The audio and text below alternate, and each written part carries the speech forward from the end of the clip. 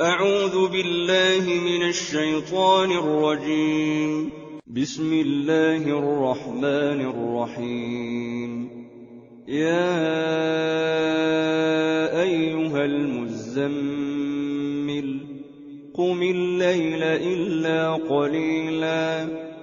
نصفه أو انقص منه قليلا أو زد عليه ورتل القرآن ترتيلا إنا سنلقي عليك قولا ثقيلا إن ناشئة الليل هي أشد وطئا وأقوم قيلا إن لك في النهار سبحا طويلا واذكر اسم ربك وتبتل إليه تبتيلا رب المشرق والمغرب لا إله إلا هو فاتخذه وكيلا واصبر على ما يقولون واهجرهم هجرا جميلا وذرني والمكذبين أولي النعمة ومهلهم قليلا إن لدينا أنكالا وجحيما وطعاما ذا غصة وعذابا أليما يوم ترجف الأرض والجبال وكانت الجبال كثيبا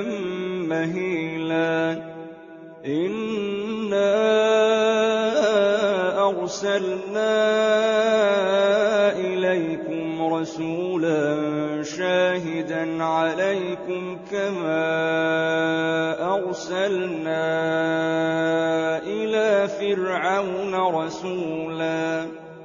فعصى فرعون الرسول فأخذناه أخذا وبيلا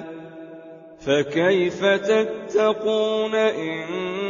كفرتم يوما يجعل الولدان شيبا السماء منفطر به كان وعده مفعولا إن هذه تذكرة فمن شاء اتخذ إلى ربه سبيلا إن ربك يعلم أنك تقوم أدنى من ثلثي الليل ونصفه وثلثه وطائفة من الذين معك والله يقدر الليل والنهار علم أن لن تحصوه فتاب عليكم فاقرؤوا ما تيسر من القرآن علم أن سيكون منكم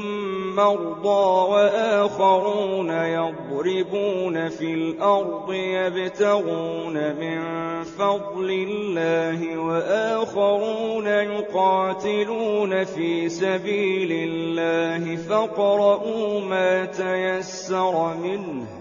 وأقيموا الصلاة وآتوا الزكاة وأقرضوا الله قرضا حسنا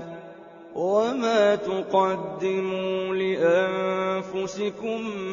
من خير تجدوه عند الله هو خيرا وأعظم أجرا واستغفروا الله إن الله غفور رحيم